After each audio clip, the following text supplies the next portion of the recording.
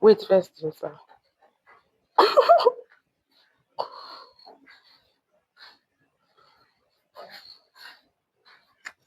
All right, good morning, good afternoon, depending on where you are watching us from. I want to invite our presenter for today's seminar on the topic stability issues related to the solid dosage form. So without wasting time, with a round of applause, please let's welcome our next presenter. Thank you very much. You're welcome. Thank you, sir. Good morning, esteemed lecturer, colleague, and fellow students. My name is Dauda Shukrat Okoyemi, a final year pharmacy student. So today, I'm going to be discussing an important topic in pharmaceutical science, stability issues related to solid dosage form. Because this is a critical aspect of pharmaceutical science as it affects the efficacy, the safety, and as well as the shelf life of drugs. So today I'll be discussing the key stability issues that are related to solid dosage form.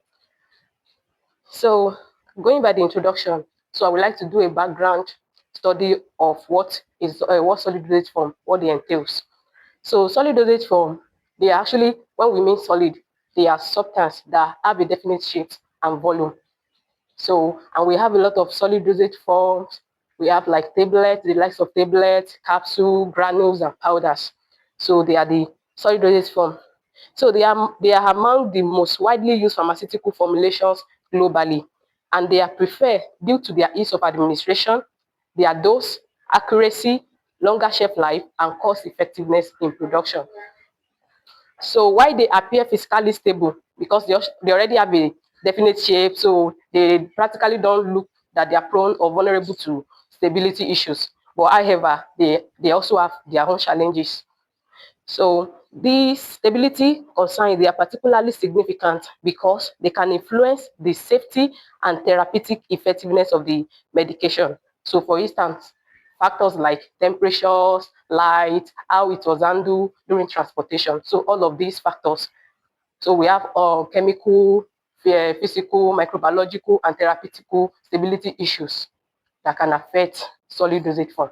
So I will be explaining those key factors, and then I will also like to do an overview of solid dosage form. So we have a background knowledge of what solid dosage form are, so that we can get to relate it with some of the challenges that will arise when handling them. So I would like to go into the importance of stability in pharmaceuticals. In the pharmaceutical context, stability refers to a product's ability to retain its original identity, strength, quality, and purity throughout its intended shelf life. And stability is essential not only for preserving drug potency, but also for ensuring the patient receive a safe and effective dose with each use.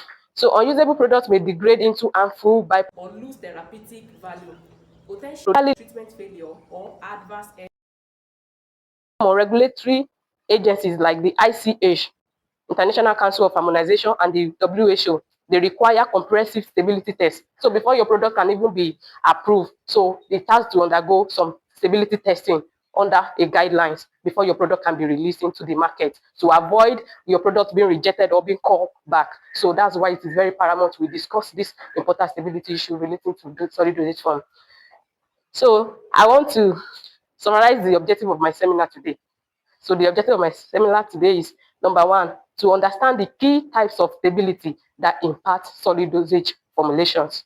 Another one is to identify the factors and mechanisms that lead to instability, and to review standard testing method for assessing stability, and examining formulation and packaging techniques used to enhance product stability. And then I will also highlight some case studies of drugs affected by stability challenges. So as we go forward, so let's do an overview of solid dosage forms. Classification of solid dosage form. They are among the most versatile and frequently used forms of drug delivery, primarily because they offer convenience, portability, and long-term stability. So these formulations, they are classified based on their physical structure, their route of administration, and the nature of the drug delivery therapy. So they are very, very convenient. They are widely the most common, very readily available, easily, and it's dose already. You can easily just take the required dose. You don't need to start measuring whether it is accurate or not. So I want us to look into some of the most commonest solid dosage form. So number one here is tablet. It is very, very common and they are most prevalent type. So they are prepared by compression. It is prepared by compressing the active pharmaceutical ingredients, APIs, with some necessary excipient. So because why I'm discussing this, because it's not just the active ingredient that is in concern when we are talking about solid dosage form. There are also some other ingredients that are not directly related to pharmacological action, but they are part of the formulation, which can influence the stability issue we want to talk about. So another one is capsule. Capsule, it contains the drug enclosed in either a hard gelatin or a soft gelatin. So some is suitable for some drugs that are solid, which is in hard gelatin, while the other one is for oily based and liquid based APIs, which is the soft gelatin. And then this provide an importance in terms of masking the unpleasant taste of drug and for easy administration compared to tablets. So we have a choice, a different options when we come to solid dosage form, depending on individual patients and needs. So another one is powders and granules. Powders and granules. So powder, they are dry, free flowing substances. So powder is even like the basis for all these solid dosage form, because before you even process tablet, it has to is from the powder before you compress it and form it. And then granules as well is like agglomerate of powder, because during tablet production you have to form an agglomerate to make it easy to pass through the dyes during compression. So let me talk about some of the advantages and disadvantages of solid dosage form. So solid dosage form, they present several noteworthy benefits across pharmaceutical manufacturing, distribution, and patient use. Number one advantage is enhanced stability. Enhanced stability. They are well known to be stable compared to the like of liquid dosage formulation, which are very prone to microbial contamination. So solid forms, they are less prone to microbial contamination and chemical degradation compared to liquid. So they are considered to be very, very stable. So another one is portability and convenience. They are easy to transport and store with no need for refrigeration. So they are very, very convenient. And then accurate dosing. Like I mentioned earlier, each unit contains a precisely measured amount of APIs, ensuring consistent therapy. And then another one is cost-effective production compared to other forms of drugs production dosage form. So solid dosage form, they are considered to be inexpensive to manufacture at a scale and offer a high return on investment. So even though they have their own pros, there are pros and cons. So there are also some disadvantages that come with solid dosage form. So number one is swallowing difficulty. So many patients, they find it difficult to swallow tablets.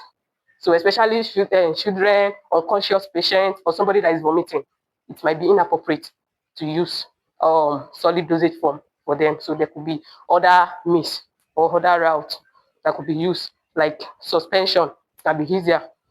And then another one is slower onset of action, because usually they have to pass through the GIT, usually. So they have to pass through the GIT, and many of them undergo first pass metabolism, whereby the drug gets metabolized before it gets to the system, reducing their onset of action and bioavailability. So another disadvantage is sensitivity to environmental condition. So some drug in solid form, they degrade when exposed to high humidity, heat, or light. Another one is manufacturing complexity. Complexity. So the uniformity, compressing it, a lot of issues, a lot of things you need to put into consideration when you are preparing solid dosage form. So it's a cause for concern. So understanding these pros and cons help pharmacists and formulators make informed decisions on the optimal dosage form for specific drugs and patient groups. So as we go forward, I want us to look into excipient, because I've already mentioned it earlier, because we cannot just use only the active ingredients. So there are also other ingredients that are incorporated during formulation of solid dosage form. So excipients, what are excipients? They are also called addictive or other, they are inert in nature. They are not necessarily meant to interact with the active ingredient during formulation. So they are pharmacological inactive components added to formulation to support the manufacturing, to enhance the product stability, improve the bioavailability, and promote patient compliance. So in solid dosage form, excipients play a varieties of roles, each contributing uniquely to the overall quality and performance of the drug product. So they are included. Maybe some drug that their weight is very small for them to be able to be used. So they need other excipients, maybe like bulking agents to make the weight to be able to for easy administration. So number one here is diluent or fillers. Diluent or fillers like lactose. So they add bulk to the formulation, making it easier to process and ensuring that the tablet or capsule is of practical size for handling and injection. So another one here is binders. Binders, e.g. starch, polyvinyl, prolidone. So they help to hold ingredients together, giving the tablet its mechanical strength and integrity. It helps the content of the powder to come together during formulation. So another one here is disintegrant. Example here is glycolate, sodium starch, clospovidone. So they promote the rapid breakup of the tablet upon injection, allowing for faster drug dissolution and absorption. They help the drug to break down because without the drug breaking down, the content of the drug will not be released into the bloodstream. So another excipient that are important here is lubricant and gluidant. Lubricants together, they help to reduce friction. Lubricants reduce the friction between the solid dosage form and the surface, while the gluidant, it helps to have so that the drug formulation can have a free flow between the particles. So example, we have magnesium stearate, we have talc, we have colloidal silica. So another one here is coating agent, e.g. cellulose, acetate, phthalate. So they provide taste masking, coating, especially for drugs that have a bitter taste or nauseous taste. So they protect the API from environmental stress and enable controlled or targeted drug release. So can we see that it's very important we include all these excipients when we are incorporating, when we are formulating drugs. So while excipients are essential for optimizing the properties of solid dosage form, their interaction with active ingredients must be carefully evaluated. So for example, moisture retaining fillers, it can lead to hydrolytic degradation. If you incorporate some excipient that they can release moisture into the content, they can lead to microbial contamination and then degradation of the content of the formulation. So therefore, excipient selection must be guided by a thorough understanding of the drug's chemical nature and stability profile. So I want to go into the concept of stability in pharmaceuticals. Concept of stability. So pharmaceutical stability, it refers to the ability of a drug product to retain its identity, strength, quality, and purity throughout its shelf life. When a drug is undergoing, when it's during its shelf life, it has to retain maybe the potency, the effectiveness, and what the drug is intended to do during storage. So according to the International Council for Harmonization, stability encompasses the chemical, the physical, microbiological, therapeutical, and toxicological characteristics of the drug product. So when a drug is stable, it consistently delivers the intended therapeutic effect without causing harm due to degradation or contamination. So it's not just a scientific concept, it's also a practical concern that impacts patient safety, treatment outcome, and regulatory compliance. So for example, tablet that discolors or crumbles, so it can affect, this exposure can lead to reduction in the shelf life and stability of the drug, making the patient not getting the complete therapeutic value from that formulation. So let's go into the types of stability. I want to discuss the type of stability in pharmaceuticals. So pharmaceutical stability is multifaceted and several types must be considered during formulation and storage. So number one is chemical stability. Chemical stability. It is the most critical form of stability. It involves the retention of chemical integrity and label potency of the active pharmaceutical ingredient. The drug is not just labeled to have acetaminophen as the chemical ingredient, it also retains it. So degradation like hydrolysis, oxidation, or photolysis can significantly affect the API, sometimes forming harmful byproducts. So physical stability is another type. It includes the maintenance of the physical properties of the drugs, such as the color, the odor, the smell, the shape, the size, and everything of the drug. So they also determine how stable a drug will be. Another one here is microbiological stability. Even though solid, they are less susceptible to microbial stability compared to liquid dosage form.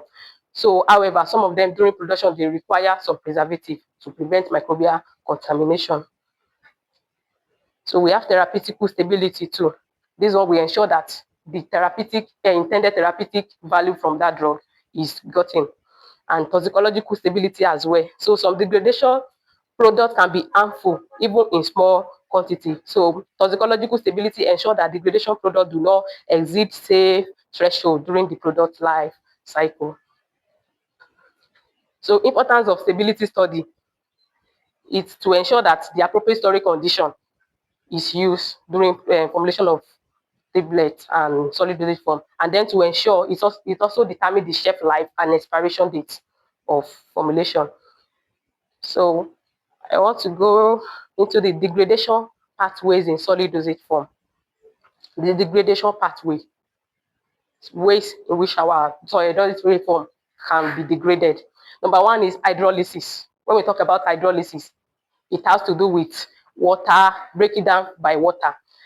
So this can degrade solid dosage form. Another one is oxidation, when presence of oxygen can lead to the breakdown of pharmaceuticals. And another one is photolysis, when light response to light, it can also change the color and the potency of drug formulation. Another one here is polymorphic transition. Some drugs they existed in two different polymorphs, so either form A or form B. So if there is any variation in these polyforms, it can influence the stability. One form might be stable, more stable than the other.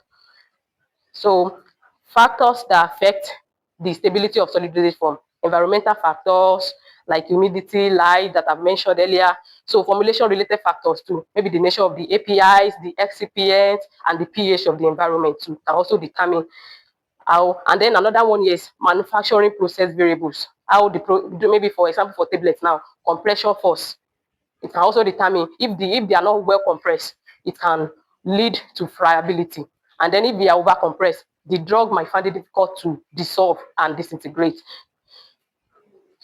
So another factor here is packaging and storage condition. Packaging material, some packaging material can actually influence the solid dosage form. Maybe when you have a drug substance that is light sensitive, so it is best to use an amber container to prevent sensitivity to light.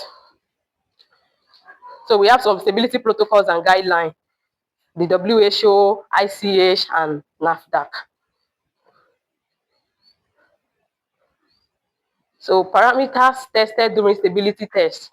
There is a physical property, the color, the appearance, the shape will be tested. So I want to do during the guidelines, when the regulatory bodies, when they want to consider your tablet before approval. So they do physical check of your formulation. Another one is chemical assay, the potency of your drug. So there are some series of tests that will be undergone.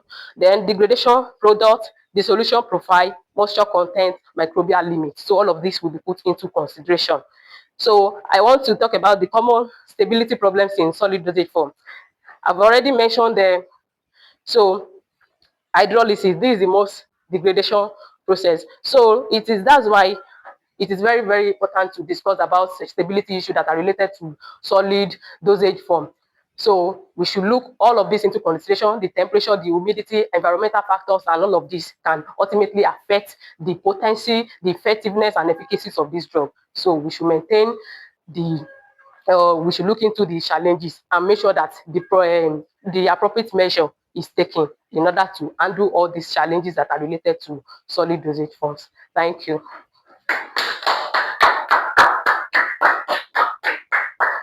Wow, thank you very much. Thank you very much. Thank you very much. Man, The thing is plenty. I feel like a student. Sitting before. You're working. Is it Like related to your work? sitting before a lecture. Wow, that's impressive. That's impressive. Wow, I love this. Thank you very much for this wonderful presentation. And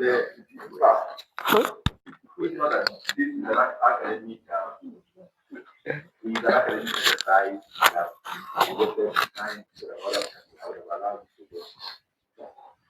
So, but maybe we can schedule stuff like this where we are allowed to just talk to us, just teach. I'm impressed. I'm impressed. But actually, there's something I want to point out. Really, a good presenter. A good presenter can present a lot of different things. Then, depending on the time you have. Now, look at it. It's an academic exercise. So that's why it's making this correct. Because tomorrow you see yourself in the world stage. Here, you're already in the world stage, talking to the world. But tomorrow you see yourself in a formal gathering where you talk to people. Look at the topic. The topic is stability issues related to society.